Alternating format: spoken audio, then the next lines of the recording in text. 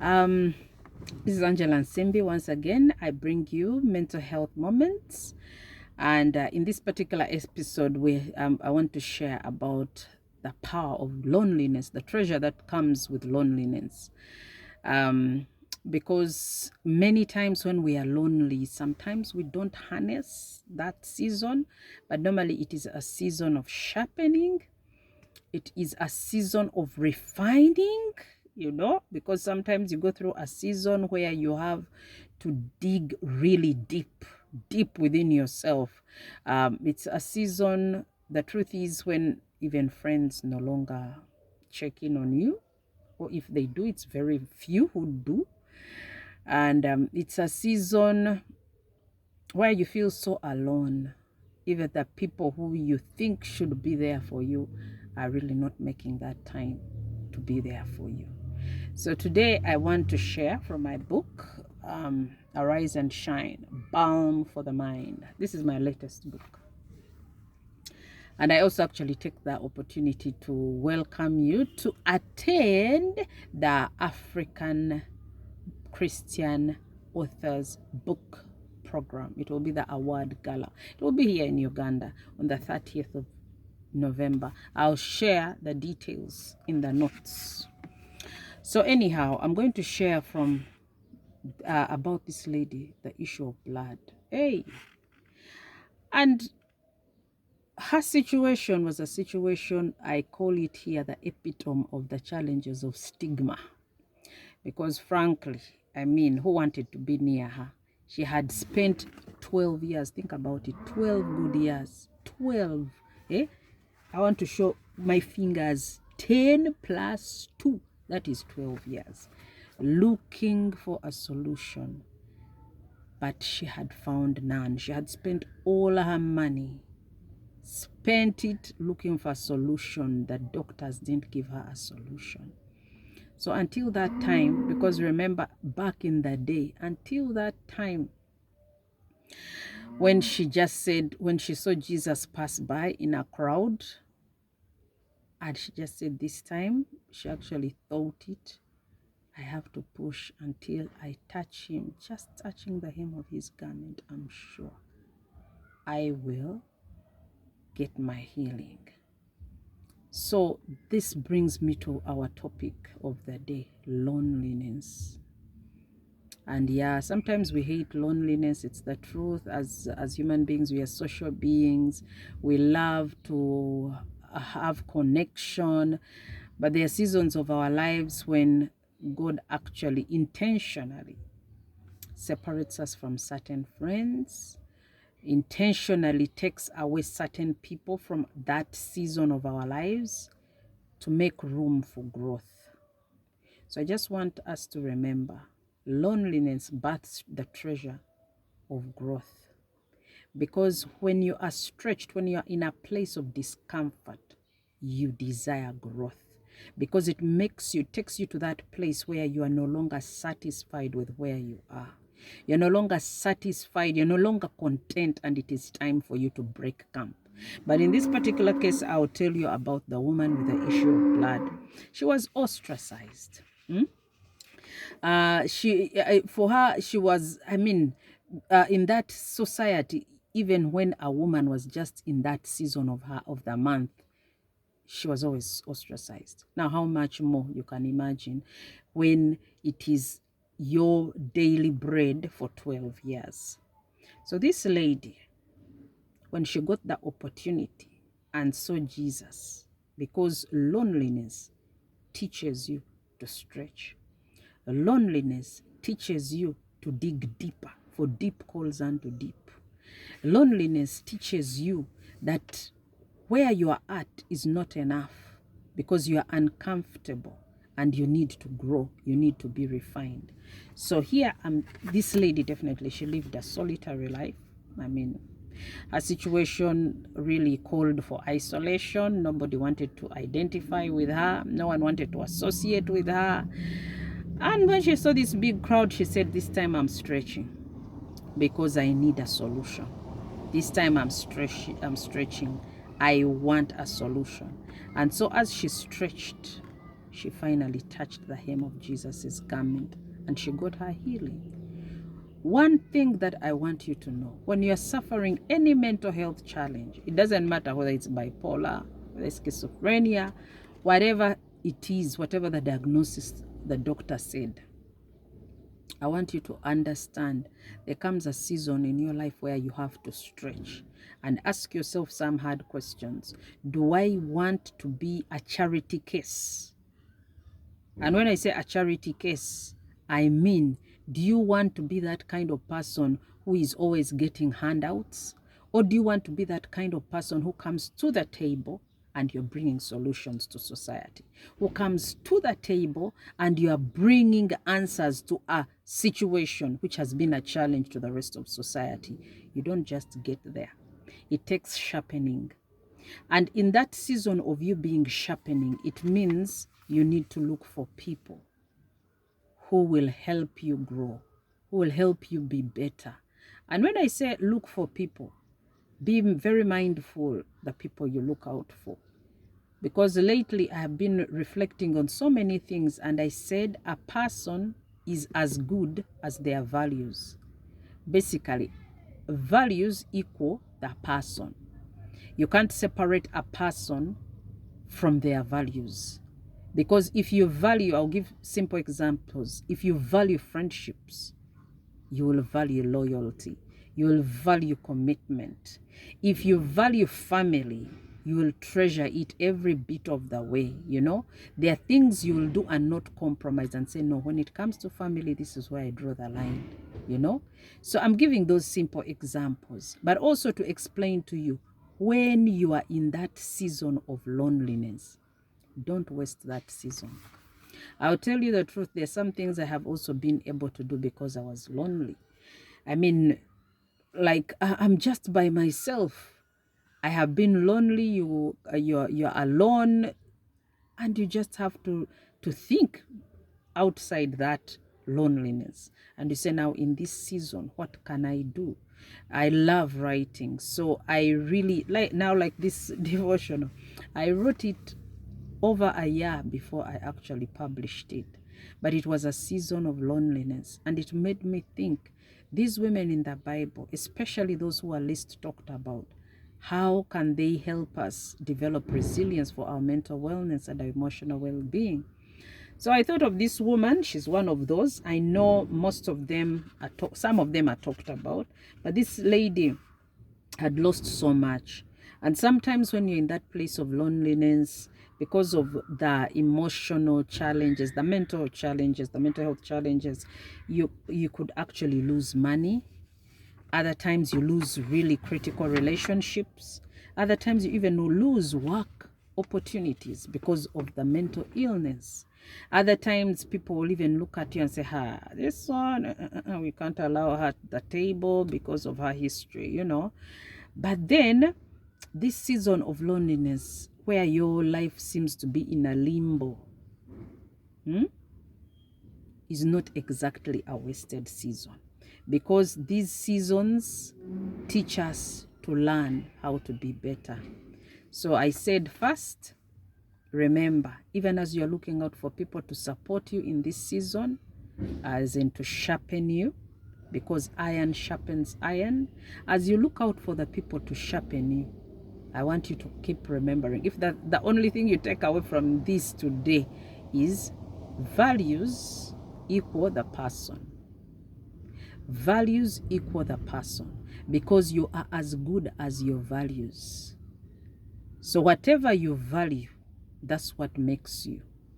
So make sure you look out for people with values that you share, and people who have things which are tangible, which you can see. Because some people are out there impacting lives of women, impacting lives of men, impacting lives of children, something that you can see. You know, like you can see this person has been through so and so's hands, and I can see the results. Women who support each other to grow, women who support each other to love their families. You know, that is very powerful, and there's a lot of that lacks in some of the things that we do or we interact with people when we interact with people, I see that lacks a lot. We need to understand that even as a family unit, in seasons of loneliness, this is where the strength of a family will come through. Because in that season of loneliness, how are you standing as a family? It's very important. I'll refer it to one of our speakers at the Ketura Mental Health Awards, our recent event. She said something very critical. That is Pamela Bamoyokam. She lost her brother on May 31st this year to suicide. And she said something which I took, it was my take home. She said those 24 hours from that time when they received the bad news, that sad, tragic news of the loss of their brother, were the most critical for them as a family, because they actually needed therapy in those 24 hours. They asked themselves so many questions. And just to also quote what her brother said, I listened to his interview, Colin, the interview when he was being interviewed on Family TV. He said something that as a family, we chose not to waste our pain. So, of course, there are certain tragic situations which cause loneliness, but again, out of that loneliness, don't waste it. Support somebody else. Share that story. Support other people. It could save a life. Support other people. It could bring healing in their lives. Support other people. It could make them have hope to go on the next day, to go on and not give up on life. So still, I go back to this lady, the woman with the issue of blood, and I say such seasons should not be wasted. And the reason why such seasons should not be wasted, even when you are going through a mental health crisis, because now right here I was referring to some of my seasons when I was in crisis mentally, because I'll quote it verbatim, just 2 paragraphs, and it says, I recall my life being in limbo for a season because of the diagnosis of bipolar affective disorder. During those vulnerable moments, my finances were almost non-existent.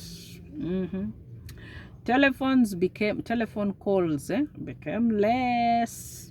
Actually, they were hardly there. I can actually remember the people who would call me. It was either my husband or my big sister. Actually, 2 sisters who I know. Okay, that other sister went home to be with the Lord, but I could get phone calls from 1, 2, 3 people. That one I remember. Okay, then visitors dwindled in number. Our home, we no longer had visitors. Those seasons of loneliness are real. We didn't really have visitors per se. So it was a season of hiding. And when I say hiding, I put the hiding in quotes, because seasons of loneliness, it's a season of preparation. It is a way God packages you for your next level. It is a way God equips you and empowers you. Because as long as you choose to dwell in His presence and choose to read and meditate on His word, it is your strength. It is that well where you draw from and drink, so that you remain alive, so that you remain with green leaves, so that you stand and remain fruitful, so that you stand and get rebranded for your next season. And why am I emphasizing this? Because there's a season you go through and you have to start to learn to soar like the eagle that God created you to be, to soar and fly in the eye of the storm, because the eagle is the only bird which flies in the storm. It flies in the eye of the storm and even goes above those stormy clouds, and it begins to soar.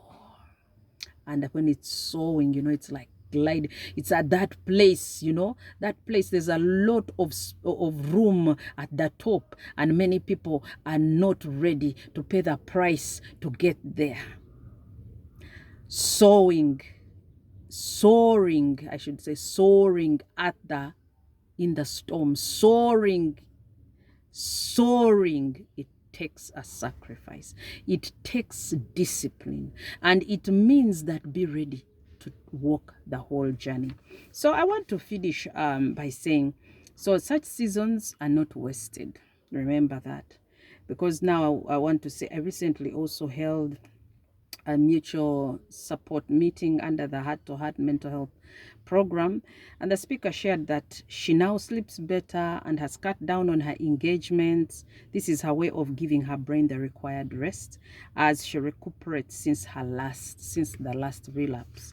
And why I have shared about the season of loneliness is for you to understand that sometimes we need that room to be able to grow, because sometimes you think you have reached at the level where you are okay, you don't need to grow anymore.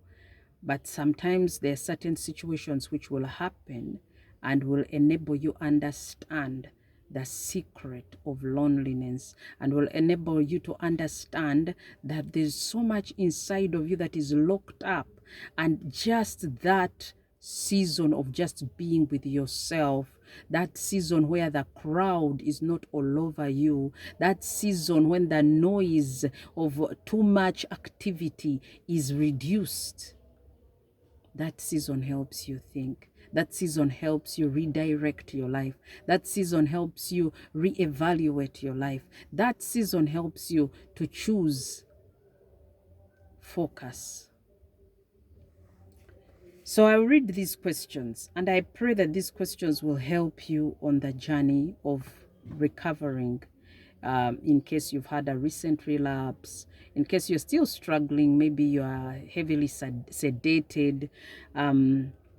I want you to answer these 3 questions. How desperate are you to pursue your healing? Because remember, I said deep calls unto deep.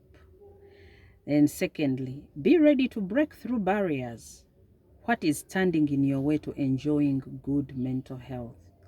Sometimes what it means learn to make yourself priority as well. It's not actually a bad thing to make yourself priority. Learn to delegate.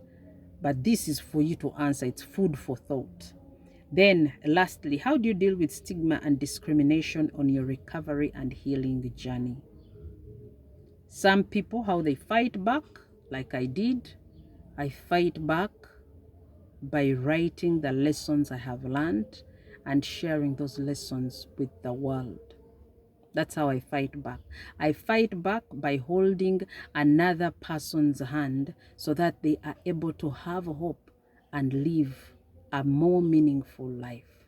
How do I fight back? I fight back by making sure that whatever God has put inside of me, those gifts, those talents, they don't die with me. I once had an interview where I said, I want to die empty. When the time comes for me to be called home, I want to die empty. So that season of loneliness, don't waste it.